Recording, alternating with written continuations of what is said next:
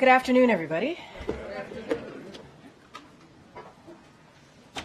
So I want to begin by sharing some news on how President Biden is fighting for working families and lowering costs by taking on corporate ripoffs. Ahead of his State of the Union address, the president is convening his Competition Council this afternoon to announce new actions to crack down on hidden junk fees and promote competition. President Biden is establishing a new strike force, co-chaired by the Justice Department and Federal Trade Commission, to crack down on illegal pricing. The Consumer Financial Protection Bureau is slashing credit card late fees from an average of $32 down to $8. This will save consumers $10 billion a year, an average savings of $220 for the 45 million people who are charged late fees each year. The Department of Agriculture is finalizing a rule to protect small farmers and ranchers. The Federal Communications Commission is circulating a proposed rule that would ban bulk billing. Helping lower internet costs and increase choices, our administration's action to ban hidden junk fees will save Americans more than $20 billion a year. The president will make clear in his State of the Union that he will continue fighting to lower costs for families. I have some news we'd like to share with all of you. On March 15th, President Joe Biden will host Taoiseach Lee Varadkar of Ireland for a bilateral meeting, followed by a St. Patrick's Day celebration at the White House on March 17th, continuing a long-standing St. Patrick's Day tradition. The leaders will reaffirm the close and enduring partnership between the United States and Ireland and the extraordinary bonds between our people. They will discuss our country's shared commitment to continue supporting Ukraine in the face of Russia's brutal aggression, as well as our cooperation on a range of other global issues. They will reaffirm their steadfast support for the Belfast Good Friday Agreement, as we welcome the recent restoration of Northern Ireland's executive and assembly. Vice President Kamala Harris and the Second Gentleman Douglas Emhoff will also host the Taoiseach and Mr. Matthew Barrett for breakfast at the Naval Observatory on March 15th.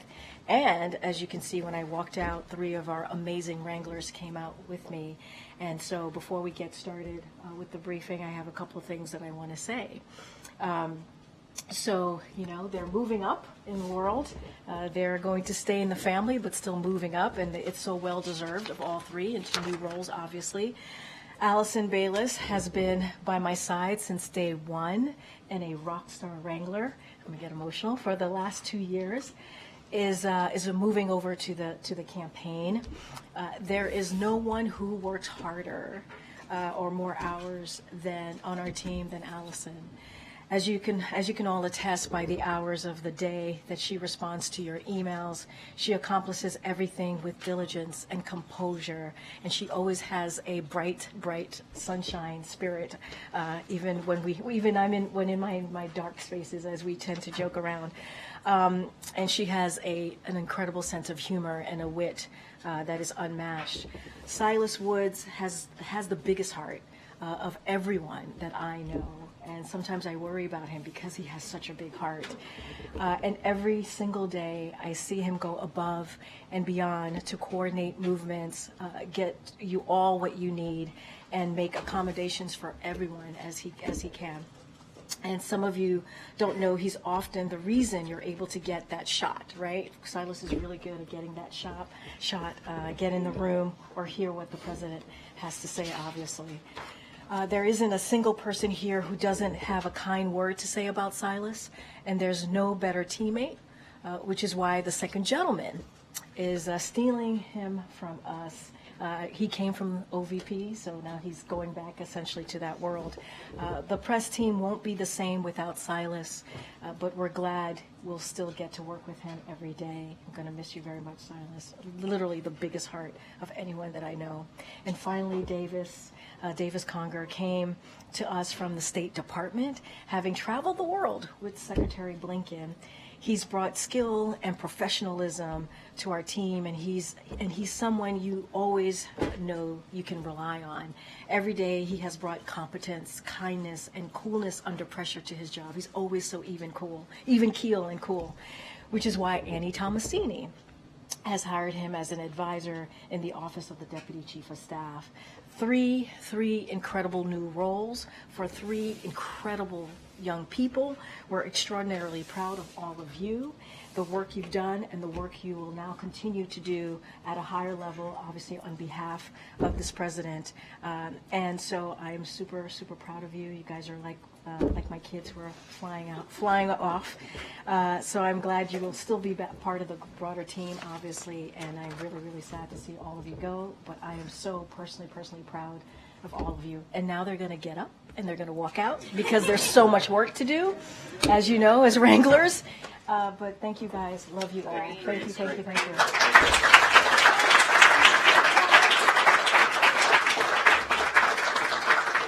All right. With that, Admiral John Kirby is here to give an update on the Middle East. And Admiral, the floor is yours. Good afternoon, everybody. This morning, I think you all are tracking, the Department of Defense conducted another airdrop of humanitarian assistance into Gaza. 3 U.S. C-130s dropped 60 bundles with a total of more than 36,000 meals ready to eat. We were joined in this endeavor by several Jordanian aircraft as well. As President Biden has said, this will be a part of a sustained effort with our international partners to scale up the amount of life-saving aid that we're getting into Gaza. And as I said last week, we're exploring other channels to get aid into Gaza, including a maritime route.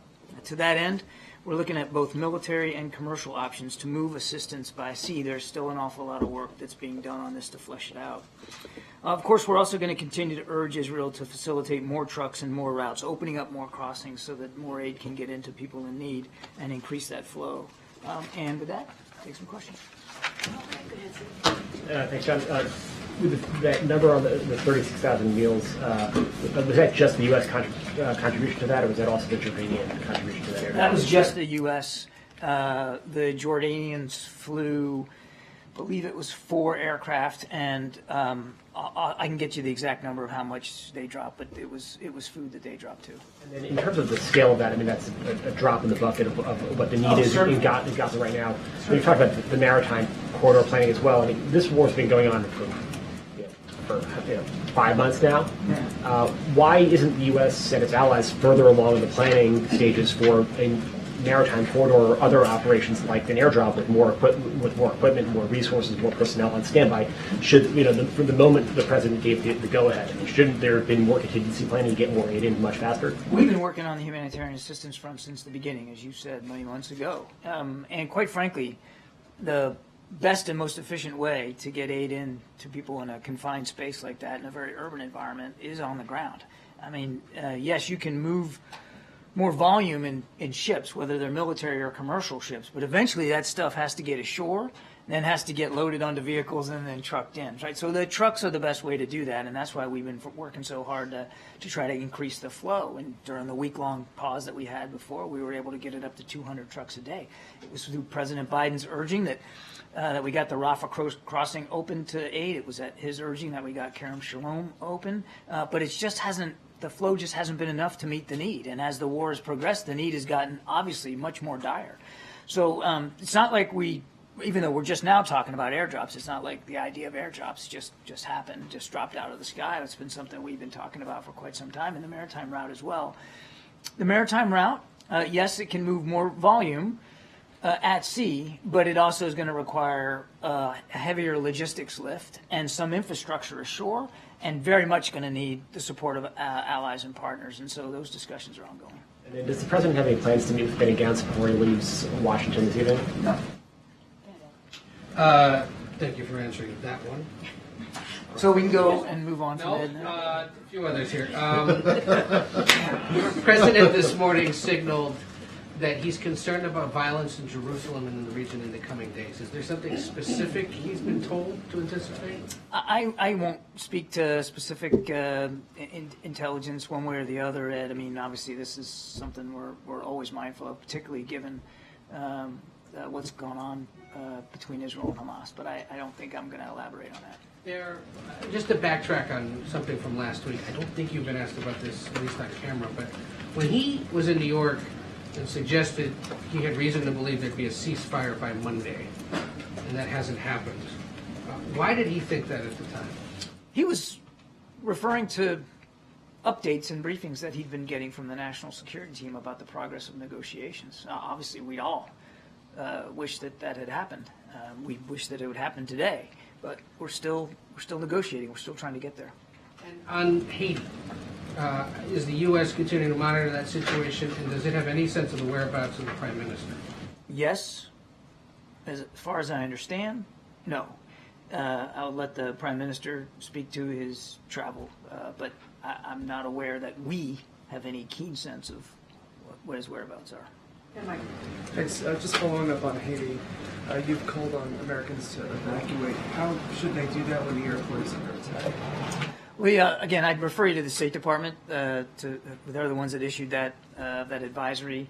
Not a safe time for Americans to be in Haiti right now. There are other ways to leave. Again, let the State Department do that. They're in touch with or are making themselves available to Americans who are there and want to get that information. You said yesterday that you're working to expedite this multinational force led by Kenya to deploy to Haiti as soon as possible. They've said that they're ready to deploy within 72 hours. The holdup is funding, in part U.S. funding that was pledged by the administration, that's being held up, as we understand it, by Republicans in Congress. How urgent are those conversations, and how are you going to expedite it if you've got this key holdup? Yeah, I'm not sure that simplistic explanation is exactly accurate.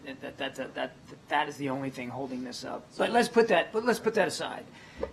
You're right. We're going to need some support, and we are working actively with members of Congress. I mean, I think we can all recognize that this is in our interest as well as the region's interest, and certainly the interest of the Haitian people to get a more stable, calm, secure environment there. So, just one last follow-up. If that's a simplistic explanation, then what is the holdup? Again, Kenya's already agreed to do this. That's a big first step. And we're working with Kenya. We're working with other partners to see if we can get this multinational security mission up and running as soon as possible. I just don't have any more updates for you than that. Thanks, Admiral. Thanks, Karine. You had said yesterday that part of the reason why it's so hard to get aid into Gaza is, in some cases, because of the Israeli war cabinet. Is that acceptable? There's nothing acceptable about the dire situation on the ground in Gaza in terms of the lack of food, lack of water, lack of medicine, in some cases a lack of fuel. That shouldn't be acceptable to anybody. So short answer to your question is no, it's not acceptable, and that's why we continue to work with our Israeli counterparts. As I said in my opening statement, and you've heard the President say as well, and the Vice President, that it's time for Israel to open up more crossings and allow more aid in. And on the Vice President, there were reports that the National Security Council had asked her to, quote, tone down her speech on Sunday. What can you say about that?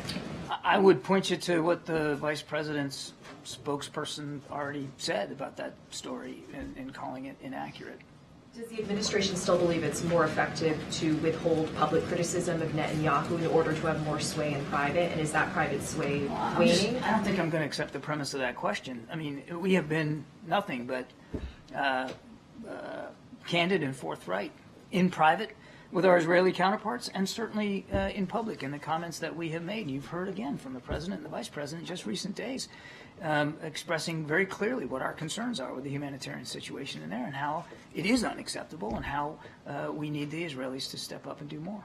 And just lastly, Hamas said today they won't accept a deal that does not include a complete withdrawal of Israeli troops from Gaza. Is that realistic? And if not, where do negotiations go from here? I ain't going to negotiate in public. We've been working this real hard. As you heard from President Biden just today, that we're still hopeful we can get there, but nothing is done until everything is done, and not everything is done in terms of this negotiation. So what we're looking for and what we want, temporary ceasefire for about 6 weeks. That'll allow us to get more aid in and, more importantly, get all those hostages back with their families where they belong and reduce the violence. That's the deal on the table. And as the President also said today, it's a rational deal, and the Israelis have been cooperating. They have been negotiating in good faith on this. It's time for Hamas to step up to the plate, take a swing, and let's get this thing done. The Hamas is saying that they have now extended a deal that Israel has not responded to. Israel is saying that Hamas has to accept deal that you've been referencing with regard to hostages. Can you sort out what's true in both of those things? And can you also comment on, has it been more difficult to have these talks in Cairo without an Israeli representative at the table? I kind of sort of already did it, Jeff, but I'll take it a different way. There has been, throughout the process of these many weeks, back and forth between the sides, proposals, counter-proposals, and haggling over the details and all the modalities of how this is going to work in terms of the phasing of the hostages and how many, and the release of Palestinian prisoners and how many, and how that's all going to take place. There is now a framework. There is a deal, as the president said today, that has been the result of all this back and forth. So the back and forth has happened. There's a deal now, and the onus is on Hamas to accept it. And you had a second question. Israel hasn't been at the table. Oh, and in Cairo. Again, I won't speak to Israel and the presidents of their negotiators when they get to speak to that. But as I said earlier, the Israelis have negotiated in good faith. They have agreed to this framework. They have taken it right up to the end, and now it's up to Hamas. Given that Hamas has now responded to the deal and that they have not agreed to it as written, is it still practically possible to come up with an agreement by the start of Ramadan? Look, the negotiators are working hard on this, Kevin. That's what we hope will happen, but we'll have to see. So there is still a belief that is a possibility. I didn't say a belief. I said we hope that we can get this done as soon as possible. We would have liked to have this done 2-3 weeks ago, if not before then. We are where we are, and we're working on this really, really hard. And given what the president said about the potential dangerous situation should an agreement not be reached, what conversations is the White House having with Israel about, for example, the situation around the Al-Aqsa Mosque? What are sort of the conversations in advance to try and curb some of the violence that I don't think the Israelis need to be reminded by the United States that they live in a tough neighborhood. And I don't think they need to be reminded about the prospect of violence, particularly in a sensitive time like Ramadan. They don't need us to remind them of that. They're well aware of it. Again, we're going to continue to work with them as we have to help make sure that they can defend themselves against Hamas, make sure that the Israeli citizens are safe and secure as much as possible, and that we can try to get this hostage deal in place. Yeah, thank you. Go ahead, Jay. Hey, thanks, Karine. John, why isn't President Biden meeting with Benny Gantz while he's in Washington? Mr. Gantz asked to come to Washington and asked for a series of meetings with administration officials, and he's getting those. He met with Jake Sullivan yesterday. He met with the Vice President yesterday. Today he's met with the Secretary of Defense and the Secretary of State. All of these conversations have been constructive and productive, and we hope that Mr. Gantz goes home informed by the conversations that we had and the concerns that we expressed. I mean, was it a scheduling issue with the President being in Camp David, or was it? Mr. Gantz had a chance to meet with senior levels, all the way up to the Vice President of the United States. And you know, again, we think these conversations were constructive and productive, and hope that he goes home informed by them. Thanks, John. The President and the Vice President, and you, for that matter, have both said that the situation with getting aid into Gaza is too difficult. The Vice President said that Israel needs to allow more aid in. No excuses. What is preventing the President from communicating to the Israeli government that if they don't allow aid, we will not continue supplying weapons? Why is that not a fair trade?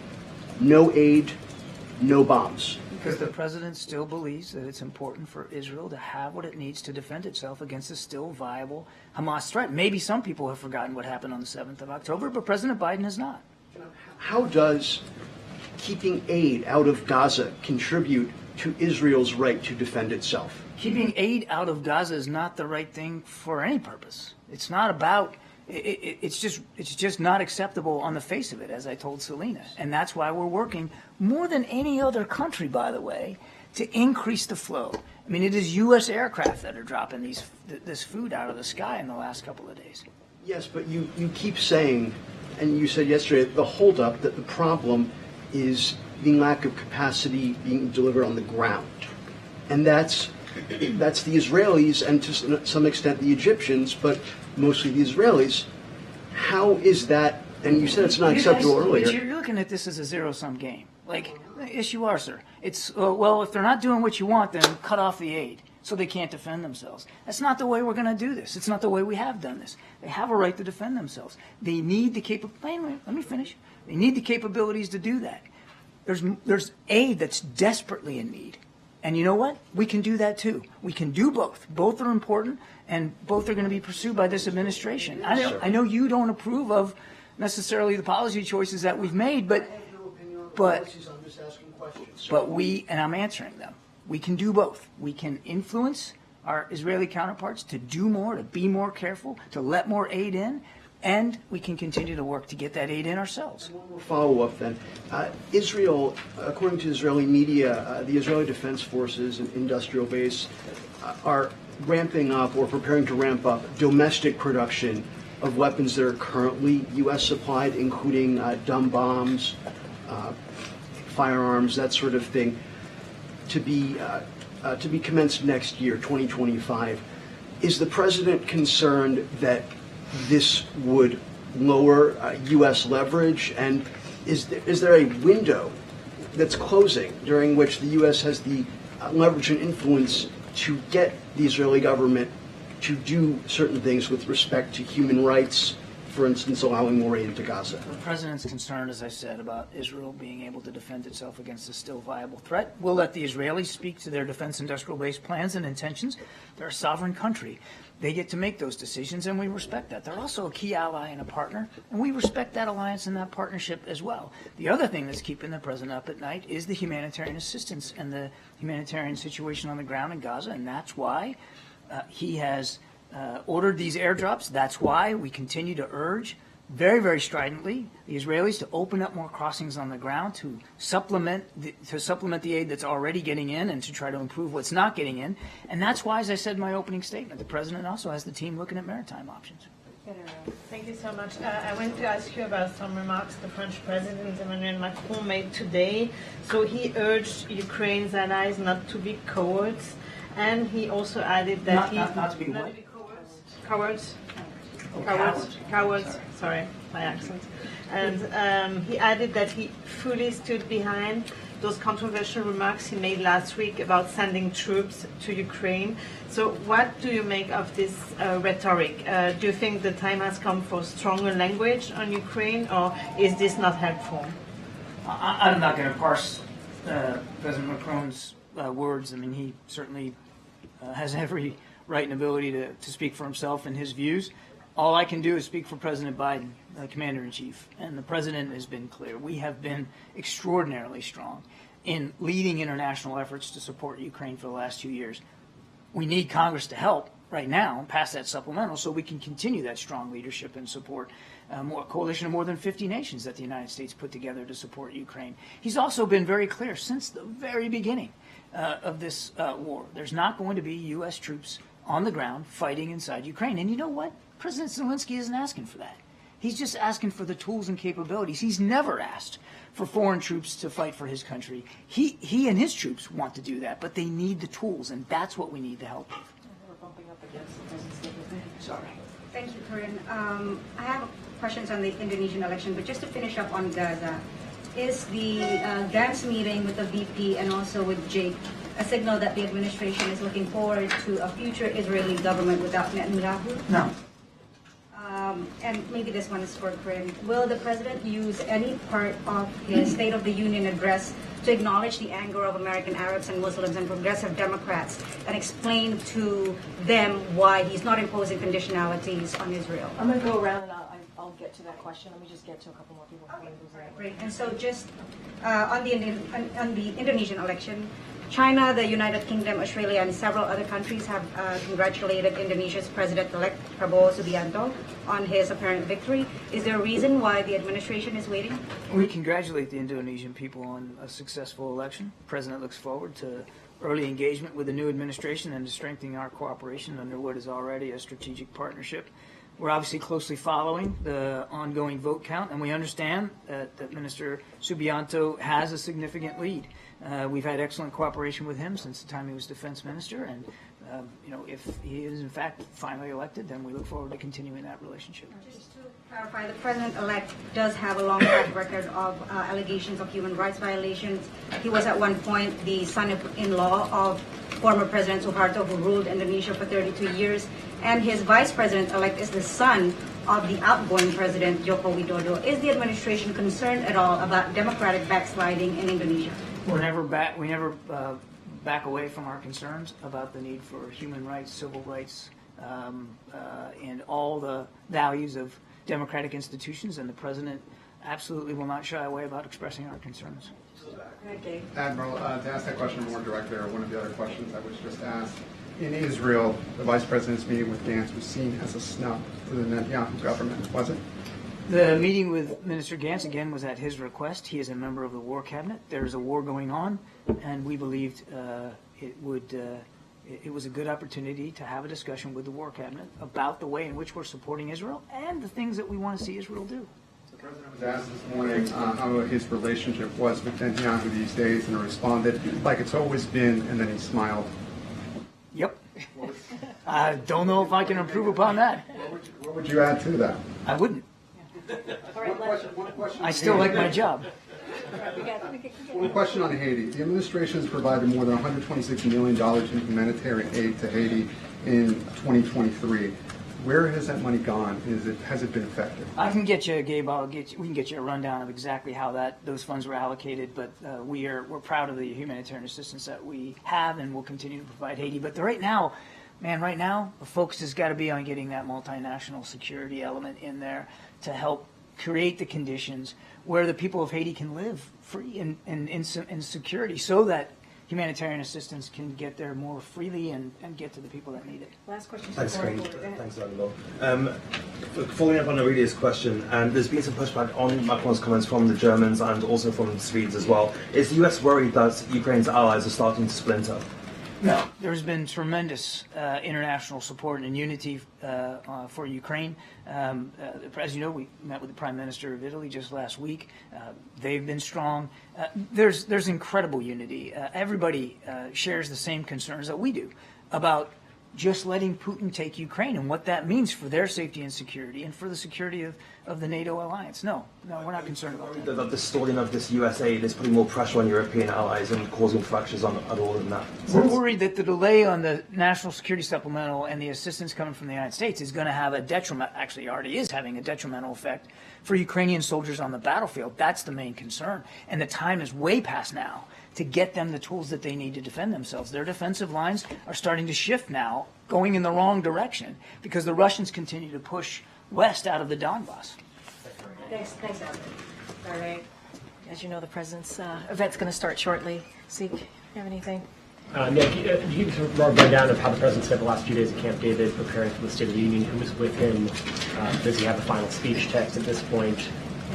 So, as you know, the president has been working on, as you just stated in your question to me, the State of the Union address for the past several days. I'm not going to get into any specifics as to who is with him. It's going to be a moment that's incredibly important to him. Obviously, he's going to be not just addressing Congress, but also millions of Americans who are going to be tuning in, and he's looking forward to that, to talking about the accomplishments that he's made the last 3 years, and also the vision that he has for this country, obviously for the American people. I'm just not going to get into any specifics or details. We'll have certainly more to share with you all tomorrow as we get closer.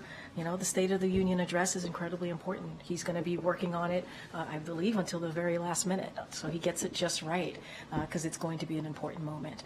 But don't have anything beyond that. You heard me talk about the Competition Council, how that is part of the president talking about wanting to focusing on lowering costs for the American people. Obviously, he's going to talk about our democracy, our freedoms, right? Continue to fight for that. Reproductive freedom, how that's an issue that the American people truly care about. You're going to hear him talk about that. And so there's a lot of issues in front, obviously in front of the American people that they care and they want to hear directly from the president about. And so that's what he's going to focus on. We'll certainly have more to share as we get closer to Thursday. And then a different topic, a bit of a kerfuffle this morning across Lafayette Park at the Department of Veterans Affairs. regarding an effort to ban the display of that iconic Times Square kiss photo on VJA at the end of World War II. Was anyone at the White House consulted in the drafting of the initial memorandum, and then did anyone at the White House call up the Secretary of Veterans Affairs and say rescind that memo? So I want to be really, really clear. The VA is not going to be banning this photo from VA facilities. So I just want to be super, super clear about that. I know, as you just said, you described it as a kerfuffle. There was obviously some reporting on that. I can say that I can definitely say that the memo was not sanctioned, and so it's not something that we were even aware of until you all started reporting on it. But we are not banning that photo, and I'm just going to be super clear about that. Any specifics about the memo and the process over there, certainly I would refer you to the VA. Well, once you were made aware of it, and after the memo sort of spread on social media, did the White House direct the Veterans Affairs Secretary to rescind it? I believe the VA Secretary made a statement on this, so I would refer you to the statement. Of his own volition? Yes, he did that on his own volition, but I would refer you to his statement, and just I'm really reiterating what the VA said. The VA Secretary said that it will not be, that particular photo will not be banned from any facility, VA facility. So I want to be very, very clear about that. Okay, good. Thank you, Karine. President Biden has said a possible endorsement by Taylor Swift is classified. How disappointed is he that she is telling people to vote, but not for him? Going to be very careful. We're talking about 2024, so I can't comment on what Taylor Swift is saying or not saying. I have no idea. I've not seen those statements, and I'll just leave it there. Okay. Be mindful. Different topic. How's President Biden going to fix the border if he can go years without talking to the head of Border Patrol? He was literally just with the chief of the Border Patrol, just this past Thursday in Brownsville, Texas. You all reported it. You all saw it. He was with the chief, Chief Owens, I believe. The chief, who was in charge for 2 years before that, said, "I've never had one conversation with the president or the vice president." How is that possible? So one thing I will say about Chief, you're talking about Chief Ortiz. This is Chief Ortiz. Yeah. So he was invited, I believe, to participate in the president's first trip visit to El Paso, which was back in January of 2023, and he did not attend. He was invited. He did not attend. What I can say is that you saw the president with the present chief, which I think is important because we are dealing with challenges at the border, because the president has make that a priority, worked with the Senate in a bipartisan way to come up with a way to move forward on the border, on immigration. Republicans rejected it because of what the former president, Donald Trump, told them to do, told them to reject that proposal. So the president is going to continue to be steadfast, focus on an issue that majority of the American people care about, which is the border. Let's not forget, if that policy had went into law, it would have been the toughest and the fairest bipartisan border security agreement in decades. And last one, yeah. Will President Biden publicly address Laken Riley's murder, allegedly at the hands of an illegal immigrant who was released by law enforcement multiple times on Thursday night? I know he's got a statement, but what about at the State of the Union? Look, this is such a tragic story and obviously situation. This is someone's life that was lost, so I do want to always acknowledge and extend our deepest condolences to her family and to her friends and the people who loved her. And so want to always be sure to say that, and because it's so tragic. Look, I don't have anything to share about the president's speech as it relates to that particular question that you have. But we want to always be sure that we lift up the families who have lost their loved ones in that way.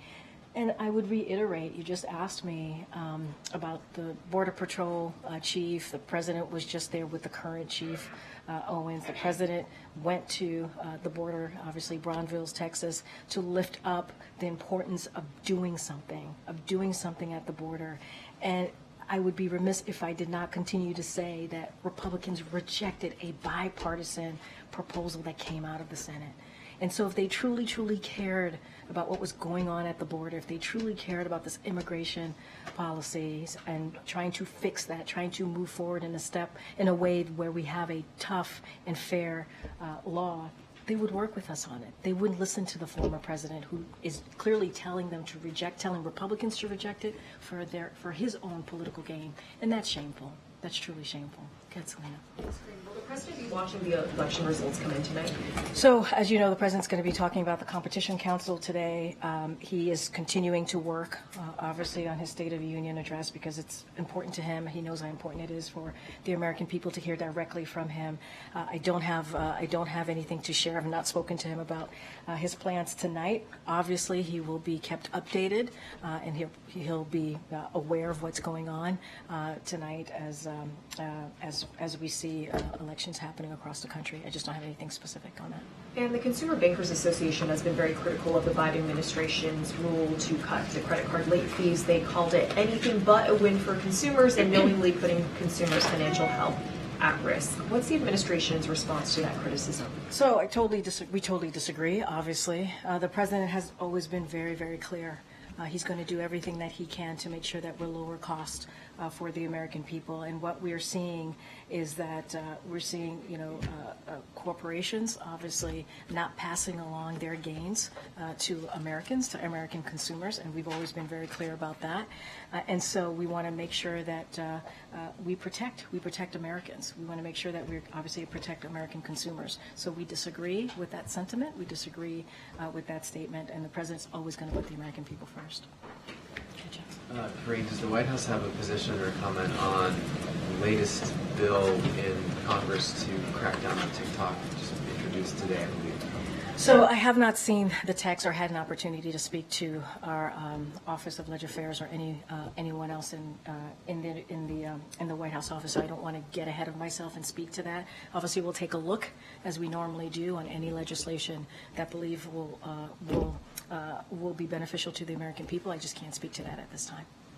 Okay, Kevin. Robert Hur is supposed to testify a week from today. Has the White House made a decision on releasing the transcripts of the president's interview? I would refer you to my colleagues at the White House counsel's office. And the Dartmouth basketball team has become the first college sports team to vote to form a union. Does the White House think that that's a good idea? Is that a smart move for college athletes? So, look, I'm going to obviously let teams make their decisions for themselves. We're not going to weigh in on that. As you know, the president's a union guy. We say that all the time, but I'm not going to comment on any particular team or actions that they're taking. That's for them to decide. Karine, Senator Sinema just announced that she's not running for re-election. She's going to retire from this term. I'm wondering if the White House has any comment on that. So I have not seen that. Obviously, that is news to me. Look, we have had opportunities to work closely with the senator on some really key important bills. She was one of the leading negotiators on the border security bill that came out of the Senate in a bipartisan way. We appreciated her efforts on that. And there are some other, obviously, ways that we've worked closely with her. Outside of that, I don't want to get too far ahead. This is the first time I'm hearing the news. But she's been a partner with us on many critical issues that matter to the American people, and I think that's important.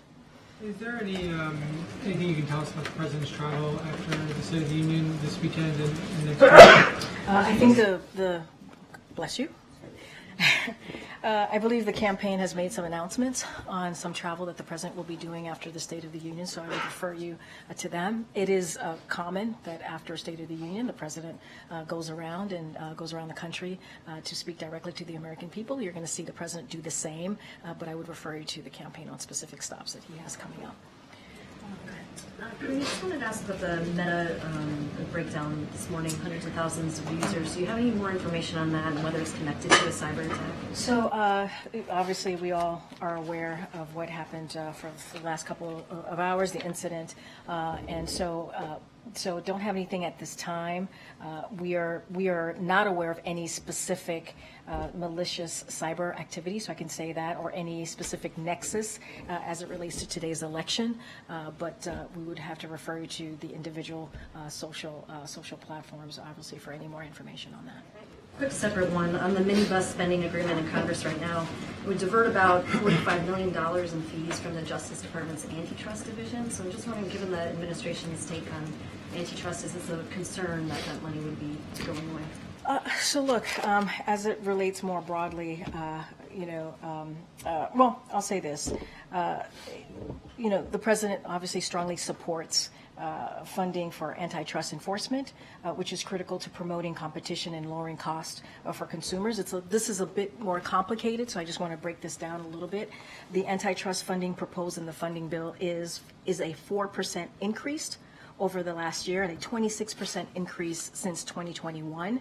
Because of the Fiscal Responsibility Act, every agency is subject to budget caps, so preventing us from fully funding programs the way we want to. These full year bills represent a compromise. Obviously, this is what has come together with these 6 different bills. So no one got everything they wanted, obviously. That's what a compromise is. But they fund the government, prevent a damaging shutdown, and protect our progress. And that's what happens when you come forward with a compromise, a bipartisan compromise. Okay. Is President aware or have any concern about the number of Super Tuesday states that have campaigns for uncommitted votes, ceasefire write-ins, essentially a vote against the president because of his stance on the war in Gaza? So look, I'm going to be super mindful. These are obviously people are voting right now, and I cannot speak to any upcoming election or as voting is happening. So I'm going to be super careful about that. But what I will say is what I said last time when I was asked about Michigan specifically. The president thinks it's important for Americans to voice their opinions, to have their voices heard. He thinks that's incredibly important. We understand how painful this moment is for many Americans, for many communities. Obviously, the Arab and the Arab community, the Muslim community, more specifically, and so we get that. But I just want to be super careful and not speak to upcoming election, upcoming voting that's happening right now. To be more specific, I know you had a similar question. Also, the message that the president will be saying during his State of the Union, and then I think you mentioned to my colleague that he will be taking this message around the country after the address. Is Michigan one of those destinations? So I'm not going to get into the states. I know that the campaign announced a couple of states already that he's going to be going to right after Thursday. So you could expect the president to be visiting multiple states across the country the next, obviously, couple of months. I'm not going to get into that. I would refer you to the campaign specifically on the most upcoming states, the announcements that they've made. And I just kind of laid out, what the president has been very clear about, the understanding of how people should have the right to voice their opinion, to voice their concern, to voice their pain. And that's what the president is going to consistently do. He's a president for all Americans, obviously. As it relates to the State of the Union, I'm just not going to get ahead of any specifics on what he's going to say as it relates to that question. Okay. Thanks, Karine. So Cookie Monster posted on X that shrinkflation is making his cookies smaller. The White House official Twitter or X responded that blaming shrinkflation basically on companies. So does the president again believe that shrinkflation and inflation are solely a company problem, or do his policies play any role in that? So also for my tweet, I believe we said C is for consumers getting ripped off, right? And the president has called on companies to stop taking advantage of Americans. He's been very clear about that. He's repeatedly called on large corporations, more specifically, to pass along their savings onto their customers. We've said that. We've been very consistent about that. And that includes ripoffs, such as shrinkflation. We see that. And where the size of a product, for those who don't know, gets smaller even as the price stays the same or increases. That's what we've been seeing. And so it's giving families less bang for their buck. And the president has said, and I'll quote him, the president said, Americans are tired of being played for suckers. And so the president's going to have the American people's back. That's what he's going to continue to do. He's going to talk about this, not just shrinkflation, but other ways that he sees corporations are ripping off Americans. You're going to hear from him shortly about what he's doing next to deal with junk fees. And I think that's really important. That's what Americans want to see. They want to see their president fight fighting on their behalf. And out of that competition council, the president is announcing that strike force. Why did it take the Cookie Monster to speak up, or an election year for this strike force to go? Why not do it a couple of years ago when inflation was 9%? I disagree with the premise of your question there. It did not take the Cookie Monster. If anything, it feels like the Cookie Monster is responding to us and what we've been saying about shrinkflation. I can't believe I'm having a conversation about the Cookie Monster at the podium, but that's a good one. I'm glad you're awake. I'm glad you woke up for me. I know you were nodding off in the back earlier, but why did it take so long to announce a strike force? I mean, when look, inflation was 9%? here's the thing. The President's Competition Council has been going on for some time now, right? He has taken this very seriously and finding ways to lower costs for the American people as we are obviously dealing with inflation, right? Obviously dealing with that because of what we are coming out of with the pandemic. So the president has taken actions. He's going to continue to do that. I would say the strike force is just another way along of many other announcements that this president has made in dealing with large corporations ripping off Americans, right? And dealing with how do we get rid of junk fees.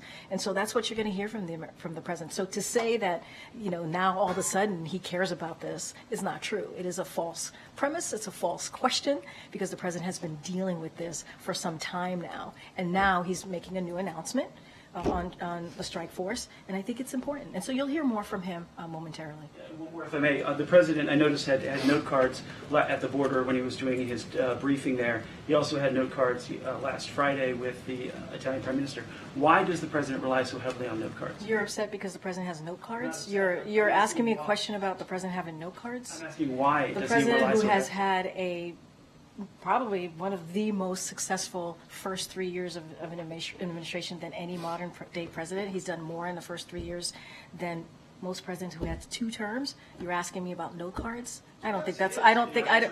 Wait, I'm not speaking to you right now, James. I'm talking to your friend over here, Ed. So thank you so much. But thank you so much for interjecting. Go ahead, Ed. I was just asking why he relies so heavily on note cards. I think what's important here and what the American people care about is how this president is delivering for them, and that's what he's doing, and that's what's the most important thing here. All right, I'm going to take.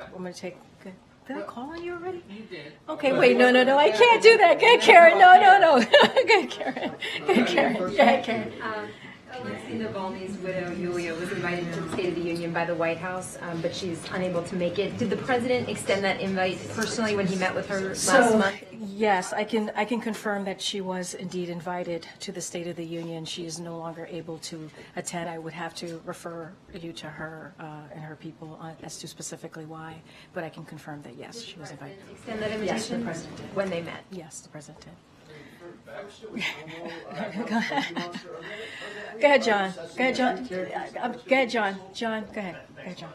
The president recently said that he'd be open to meeting with the House Speaker in regards to that Ukraine funding bill.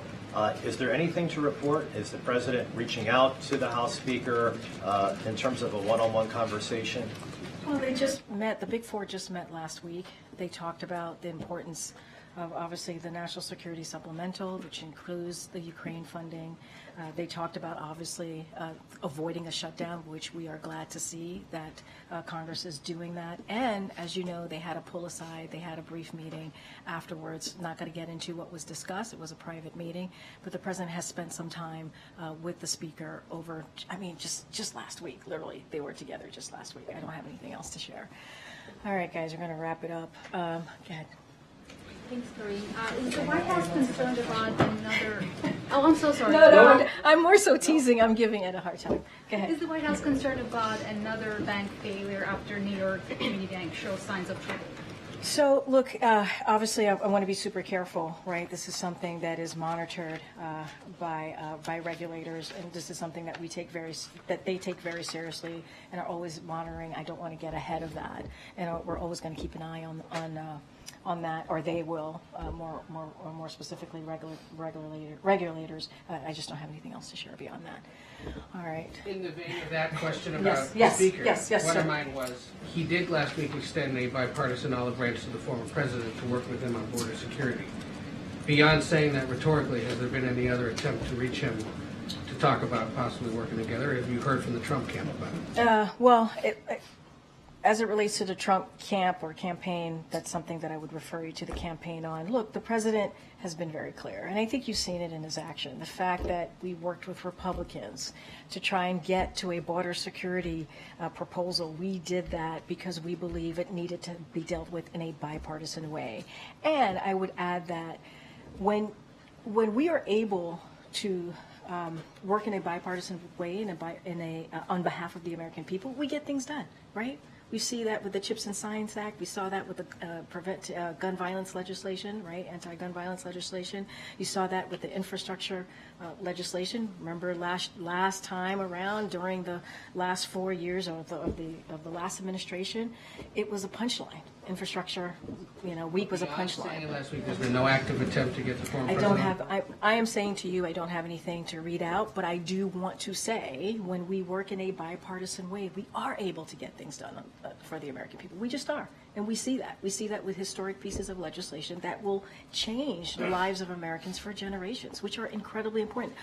Issues that majority of Americans care about. And I think that's important. I don't have anything to read out on any outreach. I would certainly refer you to the campaign on anything specific as it relates to the Donald Trump campaign. All right, guys, I'll see you tomorrow. Thanks, everybody.